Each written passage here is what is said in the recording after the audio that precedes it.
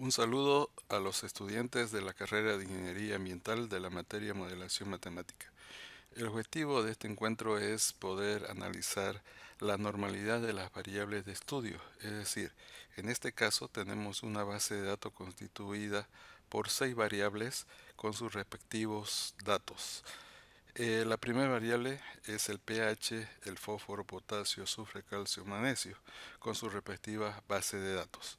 Bien, para poder realizar la distribución normal de las variables, el objetivo es determinar su comportamiento de la serie de datos de cada variable, si su comportamiento es normal o no lo es. Esto con la finalidad de poder encarar posteriormente modelos que puedan ser robustos y consistentes. En primera instancia, para calcular la distribución normal, la curva de distribución normal, vamos a realizar las siguientes funciones, la ejecución de las siguientes funciones. Tenemos que tener una planilla en la cual en una celda esté el nombre de la variable a ser analizada, en este caso el pH, ya que ustedes tendrían que realizar para cada variable el mismo análisis. Para el pH tenemos una celda destinada a encontrar el valor máximo de la serie de datos, el valor mínimo, el, el número de clases, que es un dato conocido, el intervalo de clases, la media y la desviación estándar. Bien, el valor máximo se lo determina a partir de una función de valor máximo del Excel. Seleccionamos la función y seleccionamos la serie de datos desde B2 hasta B40. Antes de darle Enter, cerramos el paréntesis y le damos Enter. Bien, entonces tenemos aquí el valor máximo y lo mismo hacemos para el valor mínimo, colocando la función mínimo y seleccionando la serie de datos. Tenemos que antes de darle Enter, cerramos paréntesis y ya tenemos el valor mínimo. Las clases vamos a definir como 5 el número de clases deseado y el intervalo de clase es igual a la diferencia entre el valor máximo encontrado menos el valor mínimo. Cerramos paréntesis dividido entre el número de clases. Tenemos que el intervalo es de 0,424. La media es igual a una función promedio que tiene el Excel, para lo cual es necesario especificar la serie de datos y cerramos paréntesis y le damos Enter. Tenemos la media y la desviación estándar, que va a ser igual a la función desviación estándar que tenemos en esta ocasión. Esta función también seleccionamos la serie de datos, cerramos y Enter. Bien, ya tenemos los parámetros de la base de datos, la media de desviación estándar, así como los valores máximo, mínimo y el intervalo de la clase. Ahora configuramos una tabla de la siguiente característica, en la cual están el número de clases, 1, 2, 3, 4, 5, el límite inferior, el límite superior de clase, la frecuencia relativa y la distribución normal. Vamos por el límite inferior. El límite inferior es igual a el valor mínimo ya determinado, es decir, a la celda J4. Y el límite superior es igual a el límite inferior más el intervalo de clase. El intervalo de clase está en la celda J6. Le damos Enter y tendríamos el límite inferior y el límite superior. Ahora bien, este límite superior tenemos que ver que el intervalo de clase, que es la celda J6, aquí seleccionamos la J6, se va a inmovilizar y va a servir para todos, o sea, eso lo vamos a poner fijo. Seleccionando en la línea de comando y colocando F4 me permite colocar la simbología pesos de esta forma, de tal forma que se inmoviliza la celda para las demás. Una vez que se ha inmovilizado, puedo seleccionar la celda y jalar de la parte inferior para todas las demás celdas. En el límite inferior, en la siguiente celda, vamos a decir que esta celda es igual al límite superior de la anterior clase. Con esto vamos a seleccionar y de igual manera jalamos para todas las demás celdas, donde ya en la primera parte de esta tabla tenemos que la clase 1, el límite inferior, coincide con el valor mínimo, y la última clase, el límite superior, coincide con el valor máximo. Entonces los datos están comprendidos en estas clases. La frecuencia.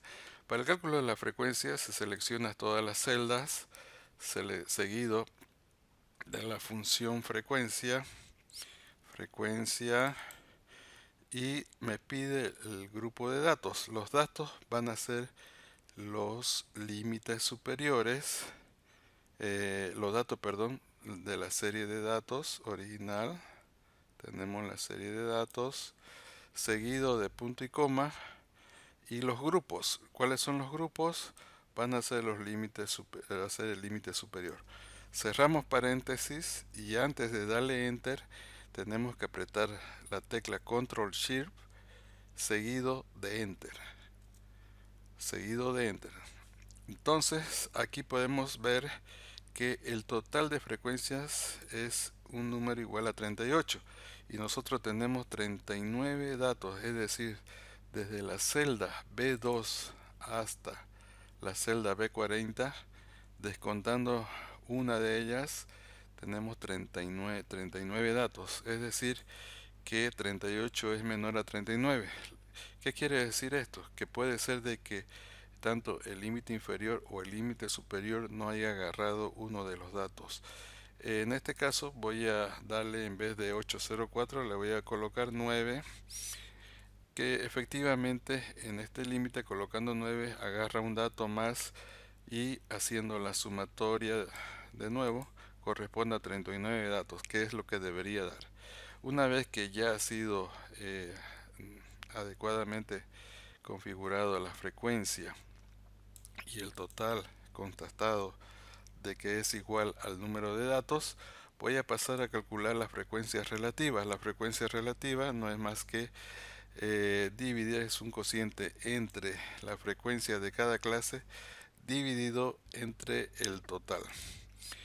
Le doy enter y nuevamente voy a inmovilizar la celda L17, ya que esta va a salir para el cociente de las demás celdas. Es decir, que seleccionando L17 y dándole F4 me permite inmovilizar la celda, y una vez seleccionado la celda puedo jalar para las demás. Aquí puedo decirle que eh, puede contener dos decimales, y finalmente la distribución normal va a ser igual a la función distribución normal, que se encuentra justamente, es una función del Excel, distribución normal, donde me pide el valor X. El valor va a ser de X, va a ser el primer valor del límite superior de la primera clase. Voy a colocar seguidamente la media, punto y coma, perdón, la media, la deviación estándar, punto y coma, deviación estándar, punto y coma, y como es una distribución bruta, es decir, individual, le voy a colocar 0. Si fuera acumulada sería 1. Entonces cierro paréntesis y le doy enter. Aquí también con dos decimales, una vez seleccionado, tengo que inmovilizar la celda J7 y J8, que corresponde a la media y deviación estándar para todos los datos. F4 ya está inmovilizado, y entonces en este momento puedo jalar para todos, y esa sería la distribución normal. Ahora voy a graficar el número de clases versus la distribución normal, seleccionando ambas columnas e insertando un diagrama de barras. Voy a ver acá el siguiente gráfico.